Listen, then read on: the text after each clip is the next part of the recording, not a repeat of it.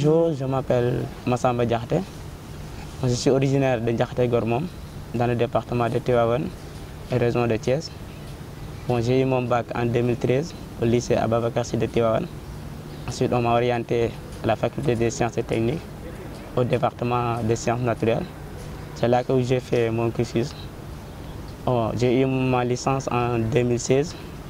Ensuite, je me suis postulé au master de phytopharmacie et protection des végétaux. On m'a choisi. Bon, je suis là depuis 2 ans.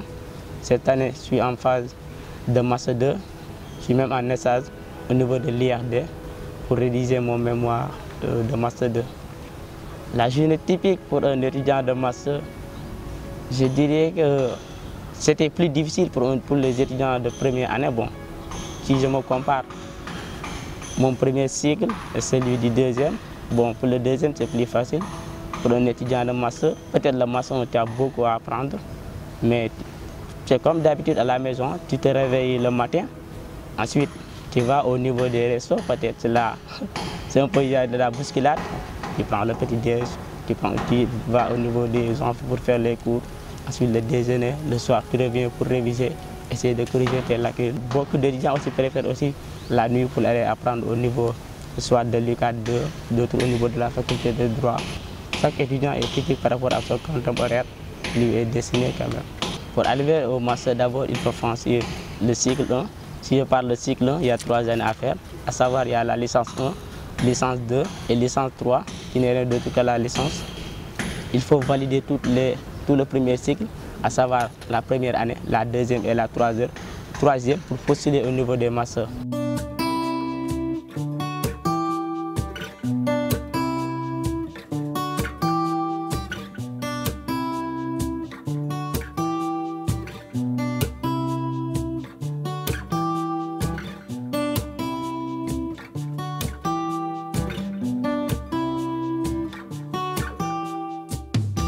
Je suis étudiant à l'Université de la Vallée d'Aoste en faculté d'économie et je me suis à peine diplômé et actuellement je suis en train de vouloir faire un master 1.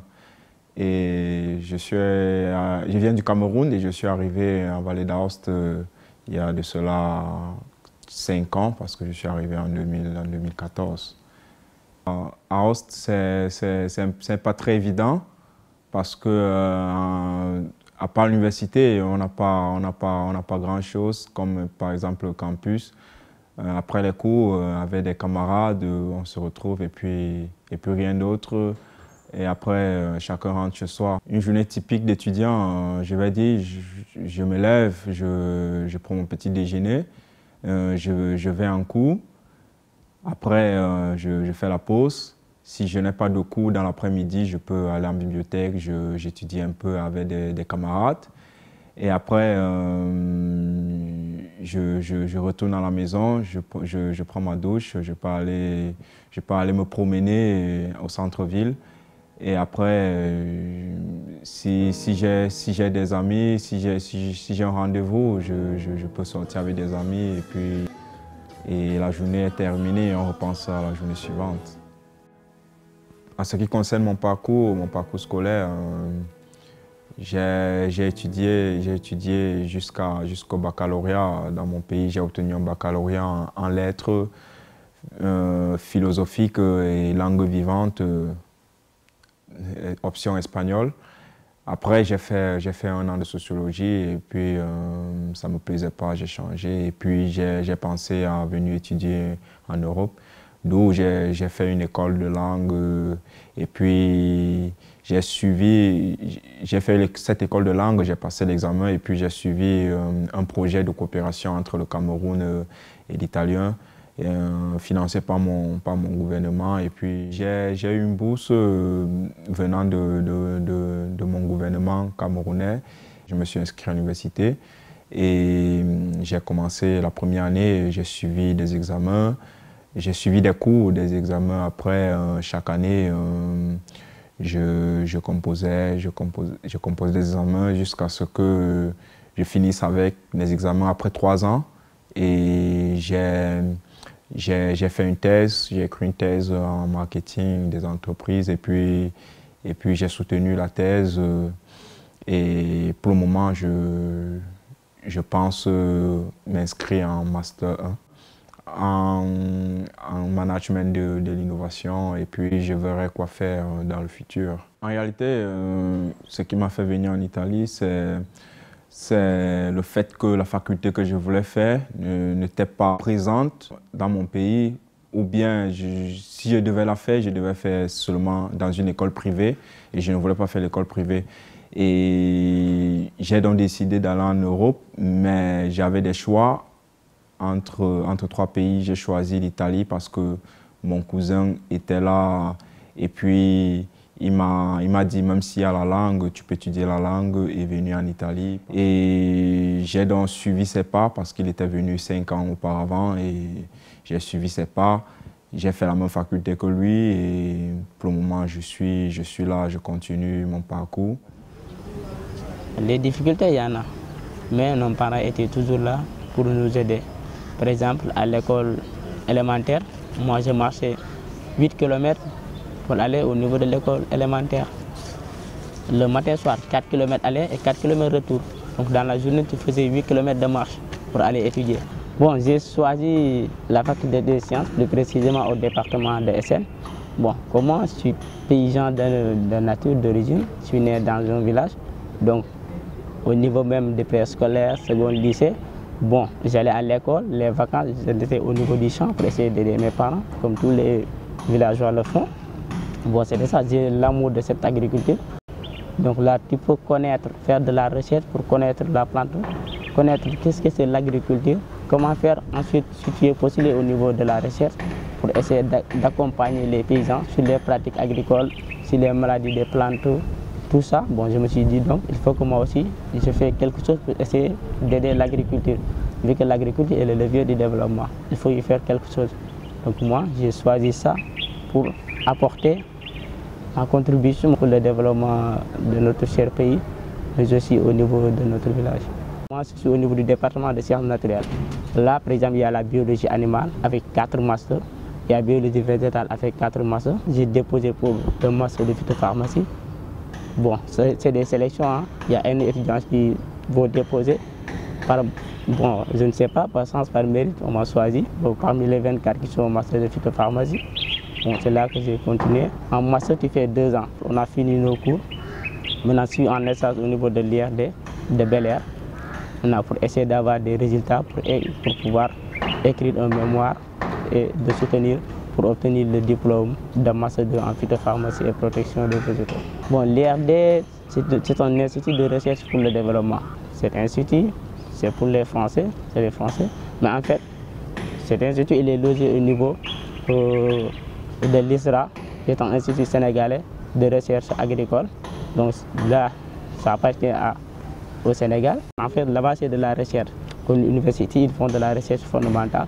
Bon, là-bas, ils ont un peu plus de recherche pour le développement. On doit faire là-bas 6 mois pour rédiger à la fin un mémoire de master 2.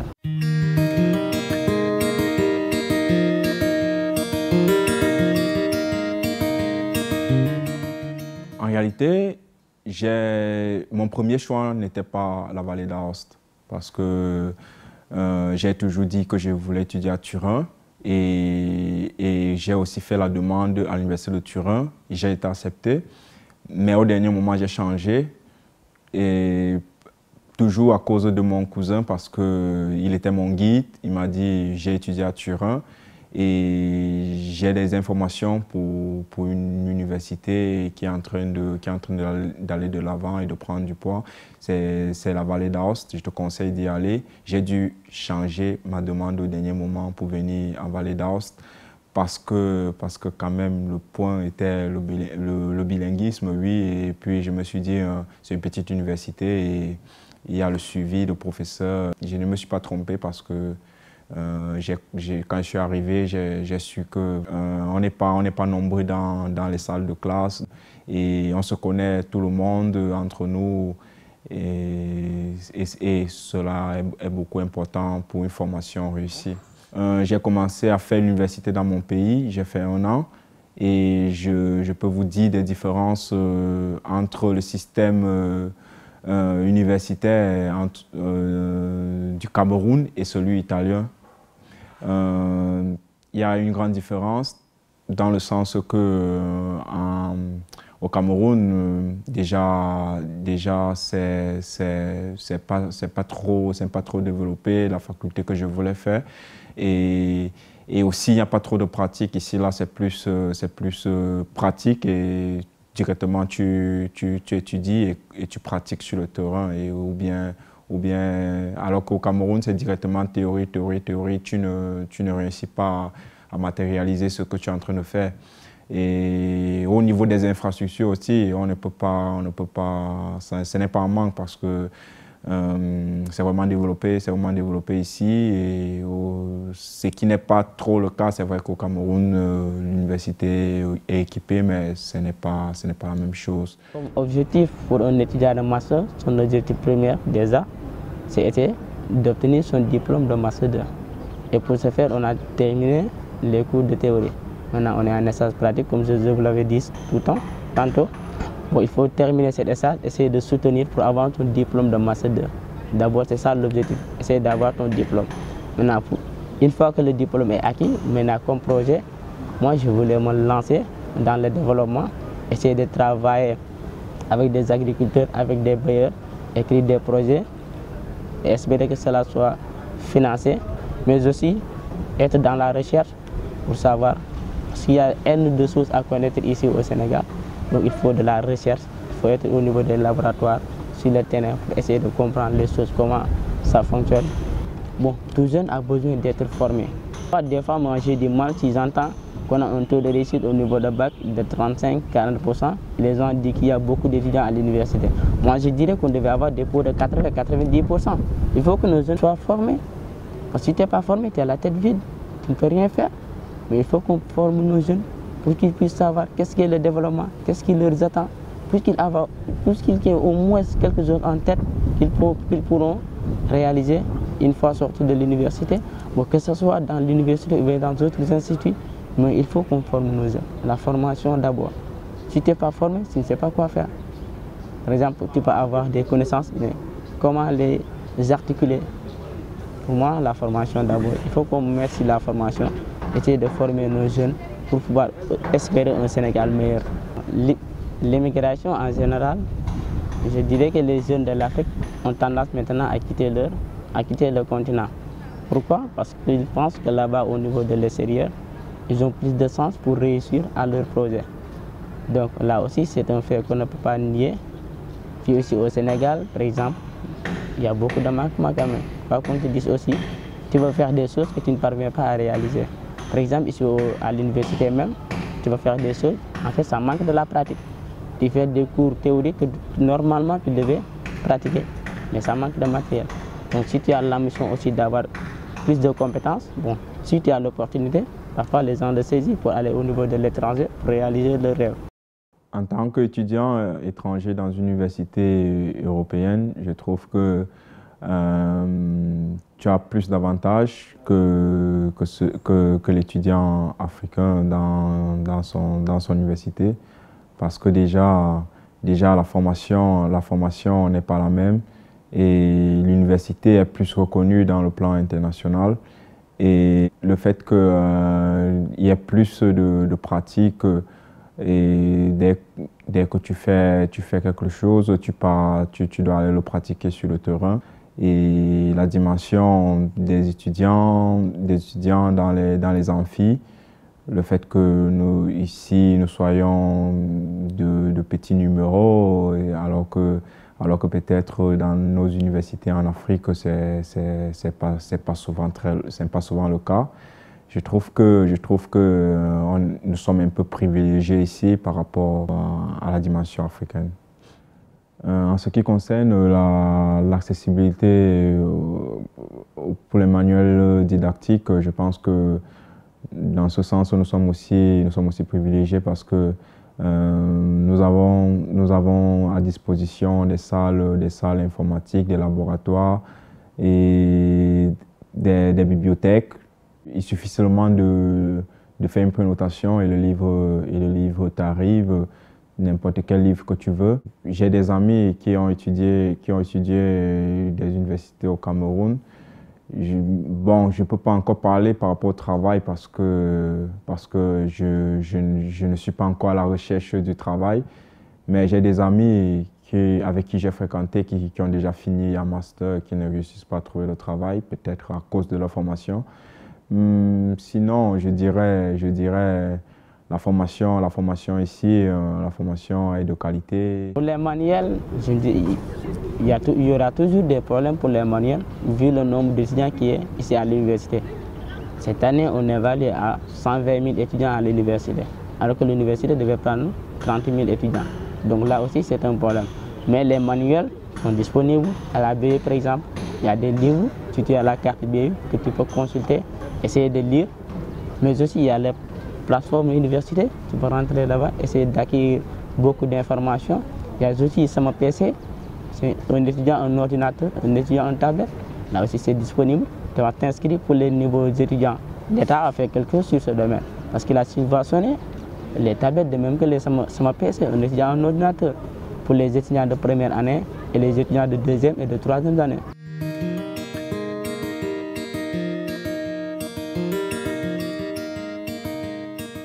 L'université, c'est Anta Diop de Dakar, l'UCAD. Moi, je dirais que c'est une université d'excellence parce qu'il y a des résultats satisfaisants qui sortent cette année. Par exemple, si tu vas au département de médecine, bon, tu vois beaucoup d'étrangers qui viennent ici pour avoir le diplôme. Aussi à la faculté des sciences, plus précisément à la science naturelle, là où je suis.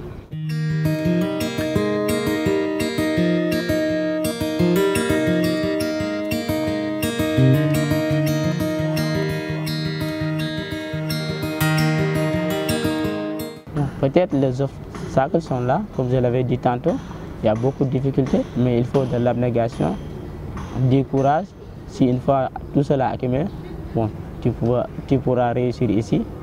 Mais c'est pas, je dirais pas, c'est pas trop facile, mais il faut avoir la volonté. Moi, je dirais c'est la volonté. Si tu as la volonté, l'abnégation, tu vas réussir. Peut-être comparé par rapport au niveau de l'extérieur, là, les étudiants, ils sont pris à l'aise. Bon, il n'y a pas beaucoup d'étudiants. Les gens sont bien aérés comparé par rapport à ici. Mais tout cela, comme je l'ai dit, c'est un obstacle. Mais on est là, on les subit pour essayer d'aller de l'avant. Bon, peut-être ici, ça manque de la pratique aussi. Il y a beaucoup de choses que tu fais en théorie, que tu devais faire en pratique. Et là, la pratique, c'est des compétences. Et c'est des compétences que tu peux faire valoir. Mais rien n'est encore trop tard. Il faut se mettre. Il faut qu'on essaie de former nos jeunes dans le domaine de la pratique. Essayer de faire moi je dirais, des licences professionnelles. Des licences professionnelles pour essayer que les gens aient de la compétence. Il y a des masters, mais c'est des masters de la recherche. Mais il faut qu'on essaye de... Par exemple, il y a des écoles qui font de la pratique. En fait, ça réduit aussi le nombre d'années. Tu vois, un étudiant pour avoir le diplôme de master 2, tu fais 5 ans. Et on pouvait créer des écoles de formation, des écoles techniques. Là, après le bac, tu fais 3 ans, tu as de la compétence. On essaie de créer des entreprises que tu vas là-bas pour travailler. D'abord, tu ne vas pas durer le nombre d'années réduit. Ensuite, tu as de la compétence pratique que tu veux faire valoir. Et tout ça va revenir ici au niveau aussi du Sénégal.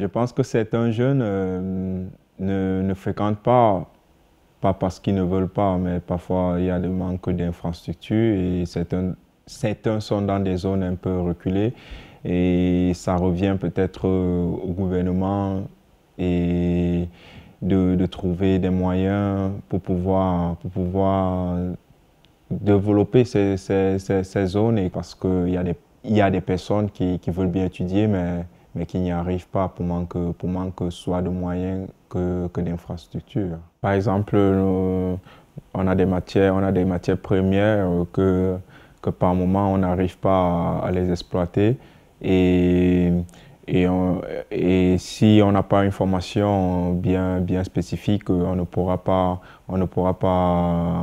les exploiteurs font, et cela laisse la route à des forces extérieures de venir plier et exploiter toutes ces matières premières avec les technologies. Je crois que l'importance pour les études en Afrique reste primordiale. Mon premier choix a toujours été celui de finir mes études et de rentrer parce que j'aime bien mon pays, et aussi parce que j'aimerais mettre en évidence ce que j'ai eu à approfondir ici. Pour l'immigration clandestine, bon, là moi je ne suis pas fan, je dirais, parce que c'est des jeunes qu'on avait besoin ici, qui sont en train de mettre leur avenir en jeu quand même.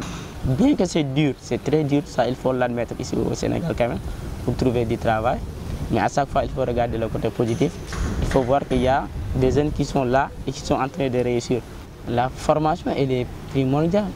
Parce qu'en fait, beaucoup de jeunes qui font ça ne sont pas bien inscrits au niveau de la connaissance. Il faut avoir un certain niveau pour pouvoir comparer les choses.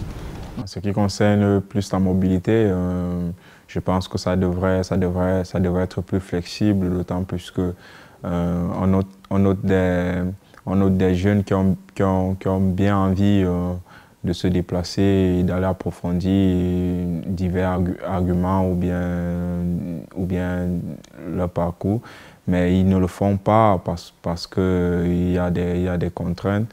Et je trouve que cela est un problème et même un frein pour le développement d'un pays ou bien du monde entier, parce que plus on a des personnes développées, plus le monde avance. Bon, ma philosophie d'étudiant, je l'ai toujours espéré. Ensuite, c'est depuis que j'étais dans l'école primaire, hein, moi chaque jour je regarde le gars qui est devant moi. Même à l'école primaire, il y avait un frère, c'est le petit frère de mon papa. À chaque année, il passe en classe supérieure. Je me dis, moi, je dois passer en classe supérieure. C'était ça. Au collège, j'ai la même remarque. Au lycée, c'était comme ça. À l'université, c'était ça mon premier remarque. En première année, j'ai vu des étudiants de master. Je me dis, en master, il faut que moi aussi, j'essaie d'aller en master. D'ici, dans quelques années, on dira que moi, je suis un étudiant de master. Chaque jour, moi, j'ai cette réflexion. Je vois les gens qui sont devant. Parce qu'il y a des problèmes ici. Mais chaque jour, si tu regardes les gens qui sont derrière, tu ne vas pas passer. Mais tu t'entends qu'on vous dit ici à l'université, il y a beaucoup de problèmes. Bon, il y en a certainement. Mais il y a des problèmes, il y a des gens qui réussissent. Moi, je regarde le côté positif. Je vois les gens qui ont réussi. J'essaie de copier ce qu'ils ont fait. Ensuite, d'améliorer même ce qu'ils ont fait pour avoir plus. Parce que je dois faire plus que. Donc c'est ça. Bon. Et je conseille ça par rapport aux étudiants, d'essayer d'avoir un repère. L'Europe est à copier quand même, parce qu'ils ont pu réaliser quelque chose. Alors que ce n'est pas des jeunes, c'est des personnes comme nous. Ils boivent, ils mangent, font tout ce que nous faisons. Ensuite, ils ont pu développer leur continent. Pourquoi pas à nous les Africains aussi, plus précisément ici au Sénégal. Il y a le potentiel, les étudiants sont là, la recherche elle est là, tout est là. Donc, il faut essayer d'accumuler la compétence, l'abnégation et la volonté pour pouvoir essayer de franchir ce cap. Et moi j'y crois vraiment. Ici au Sénégal, il y a le potentiel. Et les étudiants que je connais moi, dans notre 9e promo de phytopharmacie et protection des végétaux, moi j'en crois. J'ai vu des gens, d'ici peu de temps, ils pourront apporter quelque chose à leur cher pays.